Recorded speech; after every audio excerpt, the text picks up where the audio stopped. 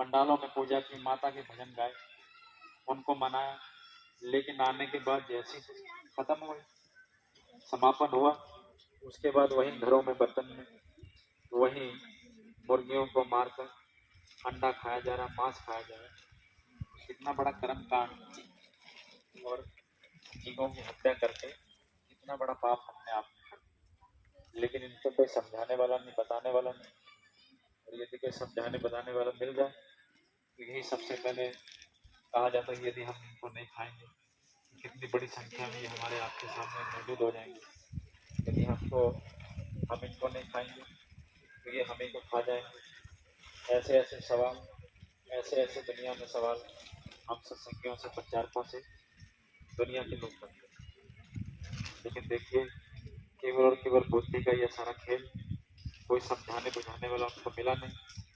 और जिनको मिल भी गया वो समझने को राजी नहीं कि भाई यदि हम इसको करेंगे तो इससे हमारा क्या फायदा, धर्म से हमको क्या फायदा मिलेगा।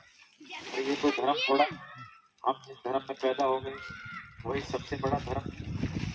अरे धर्म को मानते जाओ, मंदिरों में जाते जाओ, और मंदिरों में जाते जाते घंटा बजाते बजाते, पूजा करते करते, और शाम को जानवरों को मार दिया। शाम को जानवरों को मार दिया, शाम को जीवों को मार दिया, और सवेरे भगवान की पूजा की। और इसी को धर्म समझा जा रहा है। धर्म ऐसे नहीं, धर्म में कुछ कायदे कानून है, कोई नियम है, कोई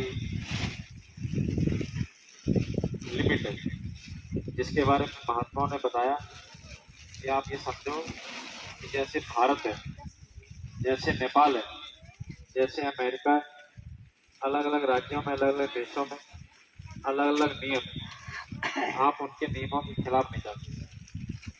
आप अगर उनके नियमों के खिलाफ जाओगे तो आपको सजा हो जाएगी, आपको जेल हो जाएगी, आपको जुर्माना भरना पड़ेगा। लेकिन यहाँ पे ये बात है, यहाँ पे कहा जाता कि भाई देखिए, कर्म करने की आज़ादी तो हमको आपको मिली, जितना किसी को मारो, जितना किसी को खाओ, इसके लिए तो सबको आपको आज़ादी दी गई। लेकिन यदि जब आपका समय पूरा होगा तब आपसे सबसे पहला यही सवाल पूछा जाएगा कि भाई आपने अपने जीवन में जो समय आपको मिला, आपने उसका कितना पालन किया, कितना आपने अपने धर्म को माना, कितना आप अपने ग्रंथों के हिसाब से चले, कितना आप अपने शास्त्रों के हिसाब से चले।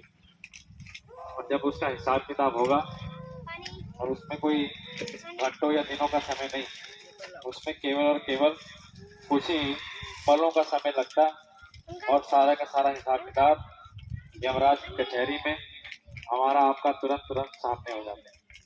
और जब ऐसा हिसाब किताब हमारे आपके सामने हो जाए तो देखो, उसी उसी समय तुरंत आपको अलग अलग योनियों में डाल दिया जाएगा। आपको बंदे की योनि में, आपको जानवरों की योनि में, आपको गाय, कुत्ता, भेड़िया, मछली,